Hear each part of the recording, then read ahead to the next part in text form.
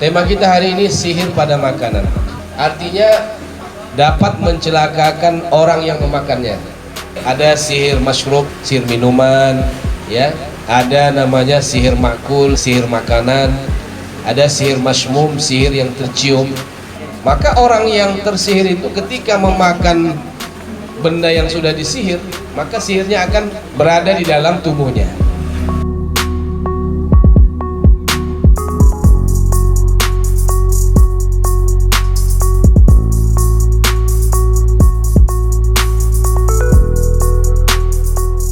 أعوذ بالله من الشيطان الرجيم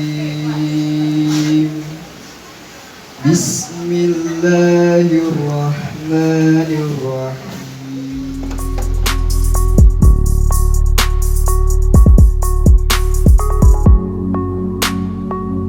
Assalamualaikum warahmatullahi wabarakatuh. Alhamdulillah wassalatu wassalamu ala Rasulillah wa ala alihi wa sahbihi wa mawala, amma ba'd. Wa qala subhanahu wa ta'ala fi kitabihil karim walakinna asyayatina kafaru yu'allimuna an-nasa as-sihra. Sadaqallahul azim wa sadaqa rasuluhun nabiyul karim wa nahnu ala dhalika minasy syahidin wasyakirin walhamdulillahi rabbil alamin. Tema kita pada siang ini yaitu sihir pada makanan. Jamaah yang dimuliakan Allah Subhanahu wa taala, perkara sihir ini adalah perkara yang oleh sebahagian orang dianggap perkara yang tidak penting nih, ya. Ada bahkan yang menganggap sihir ini adalah nonsen gitu. Tapi kenyataannya orang-orang yang menolak adanya sihir pun terjebak kepada orang-orang yang menggunakan sihir. Contohnya tadi yang seperti disampaikan oleh Pak Warmo, ya, ketika dia bisnis, ketika dia berusaha, bagaimana supaya usahanya lancar, dia datang kepada orang pintar, ya, padahal belum S2 ya. Sudah S2. Bahkan kadang tidak tamat SD kan gitu, tapi dianggap orang pintar. Nabi kita mengatakan man atakahinan aw arrafan aw sahiran fasa'alahu an syai'in lam tuqbal salatuhu arba'ina laila. Siapa yang datang, ya, man atakahinan, siapa yang datang ke dukun, aw arrafan atau orang pintar, ya, aw sahiran atau tukang sihir, lam tuqbal lahu salatuhu arba'ina laila, tidak diterima salatnya selama 40 hari 40 malam. Nah, itu ancaman yang sangat luar biasa dari Allah Subhanahu wa taala. Andaikan pun usahanya itu berhasil, ya, apa yang dia inginkan itu tercapai dengan cara-cara seperti itu, maka itu tidak akan memiliki atau mendapatkan keberkahan dari Allah Subhanahu wa taala. Maka oleh karena itu kita sebagai seorang muslim harus membersihkan akidah kita dari kepercayaan-kepercayaan yang membuat kita jatuh kepada syirik, yaitu menyekutukan Allah Subhanahu wa taala. Tema kita hari ini sihir pada makanan. Ketika membaca tema ini saya ada dua kemungkinan, ya. Yang pertama, sihir pada makanan artinya dapat mencelakakan orang yang memakannya, ya, karena sihir itu ada terbagi-bagi. Ada namanya sihir as-sihrul masyrub, ya, sihir yang terminum, ya. Ada as-sihrul makul, sihir yang termakan. Ada sihir madfun, sihir yang ditanam. Ada sihir al-marsyus, sihir yang dipercikan. Jadi sihir itu banyak cara-caranya, ya. Kalau ada orang tidak suka kepada orang lain, kemudian dia sajikan makanan, maka orang yang tersihir itu ketika memakan benda yang sudah disihir, maka sihirnya akan berada di dalam tubuhnya. Siapa yang membawa sihir itu ke dalam tubuhnya? jin. Maka di sini ya kalau kita lihat rukun sihir, ada rukun sihir namanya atau unsur-unsur sihir. Yang pertama di sini diantaranya ada qudratul jin, ya, kemampuan jin. Ketika orang makan, maaf ini misalnya minuman, ketika orang minum dia melihat tidak ada benda apa-apa, ya kan? Seperti ini, hanya ada jeruk, ya kan, air dan sebagainya. Tapi ketika sudah dipengaruhi oleh jin, benda sihir itu tidak kelihatan. Kenapa ada orang ketika diruqyah, ya, ketika saya ruqyah, ada yang memuntahkan kawat, gitu kan? Ada yang memuntahkan pisau silet, ada yang memuntahkan paku. Pertanyaannya, dari mana paku itu bisa masuk? Dari mana pisau silet itu bisa masuk ke dalam tubuh seseorang?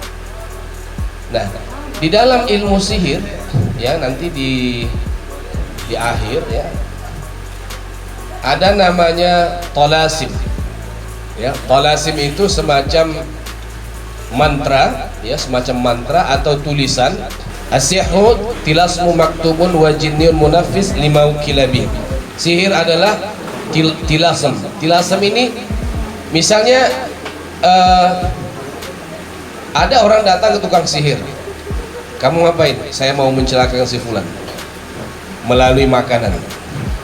Maka si tukang sihir akan bekerja. Dia akan tanya namanya siapa. Misalnya namanya Ahmad misalnya kan. Maka si tukang sihir akan menuliskan nama itu, ya, dicampur dengan benda-benda lain yang bisa menghadirkan jin. Nah, jin ini akan datang kepada tukang sihir jikalau ada tindakan-tindakan kekufuran yang dia lakukan. Semakin kufur tindakan seorang tukang sihir, maka jinnya akan semakin hebat melayani. Maka ditulislah misalnya nama si fulan tadi yang akan menjadi korban sihir itu dengan benda-benda najis, misalnya maafnya ini ya, darah haid perempuan misalnya, ya, atau misalnya maafnya lagi nih, sperma hasil berzina, kan?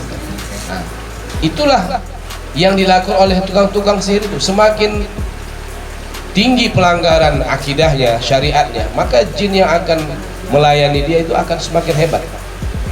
Nah, setelah ditulis, ya kan, setelah ditulis nama tadi, kemudian otomatis jin tadi pun akan datang untuk melayani si tukang sihir tadi. Maka diambillah kertas tadi, dimasukkanlah ke dalam air, ya, ke dalam air. Nah, otomatis, ya, air yang sudah dimantrai tadi dengan tulisan-tulisan yang direndamkan tadi, di situ sudah ada pengaruh jin. Jadi sesuatu yang bersentuhan dengan jin, maka dia akan mengikuti sifat jin, tidak akan kelihatan. Jadi kalau dalam air itu dimasukkan paku misalnya, maka korban yang akan menjadi sasaran sihir ini dia tidak akan melihat di situ ada paku. Karena yang menggenggam paku itu bukan lagi manusia, ya kan, tapi sudah jin. Nah, seperti itulah benda-benda sihir tadi. Ketika dia masuk ke dalam minuman atau makanan, baik dipercikkan atau disiramkan, maka benda-benda sihir yang tadinya nyata itu menjadi tidak nyata oleh orang yang tersihir. Kalau kita misalnya, bisa saja kita lihat, kalau kita tidak ada pengaruh sihir, kita akan melihat, oh itu ada paku gitu. Tapi oleh orang yang menjadi korban sihir, dia tidak melihat apa-apa. Maka dia minum, dia makan, maka masuklah benda sihir tadi bersama jin yang kemudian akan menjaga benda itu selama di dalam tubuh si korban tadi. Maka ketika ada orang yang terkena korban sihir, maka akan terjadi keluhan-keluhan, misalnya muntah darah, misalnya perutnya sering ditusuk-tusuk, ya, atau mungkin secara medis tidak bisa diketahui oleh medis ini tidak ada penyakit apa-apa, tapi dia merasakan sungguh luar biasa penyakit yang dialaminya. Nah, ketika dilakukan ruqyah, ya, ketika dibacakan ayat-ayat Quran, maka disitulah jin tadi akan berpisah dari benda sihir yang dimasukkan. Maka ketika jinnya keluar, maka benda itu pun ikut keluar. Maka kita lihat ada orang yang diruqyah muntah apa? Muntah paku, muntah pisau silet, muntah kawat berduri dan sebagainya. Nah, jadi ketika kita berbicara sihir pada makanan, tujuannya adalah untuk mencelakakan orang yang diberikan makanan yang terkena sihir tadi. Nah, yang kedua, ketika kita bicara sihir pada makanan, yang kedua tujuannya untuk merusak citra rumah makan tersebut. Nah, ini yang sering kita lihat dan sering orang menyampaikan kepada saya, baru masak kok sudah basi, baru masak kok sudah ada ulat, gitu kan. Bahkan ada orang yang lagi makan kok ada belatung, gitu kan. Nah, ini adalah pengaruh sihir, ya. Nah, sihir yang dilancarkan kepada rumah makan seperti ini bisa saja sifatnya sihir madfun. Madfun itu maksudnya ditanam, misalnya di pekarangan rumah makan tersebut, atau marsyus yang dipercikkan. Misalnya ada orang yang disuruh pura-pura beli makanan tapi kemudian dia percikkan dan sebagainya. Nah, jadi ketika ada orang mengalami keanehan di sebuah kedai atau rumah makan, maka tentu ini akan sampai kemana-mana ceritanya, bahwa rumah makan situ sering basi, rumah makan yang sana ya ada belatungnya dan segala macam. Jadi intinya adalah bahwa sihir ini adalah perbuatan yang sangat dicela oleh agama. Jadi kan kita nggak tahu nih kena sihir apa enggaknya Ustaz. Jadi pencegahannya supaya sihir itu tidak kena ke kita tuh apa yang harus kita lakukan Ustaz? Kalau untuk preventif ya, khususnya yang punya usaha rumah makan ya, tempat jualan, bisnis segala macam, yang pertama tentu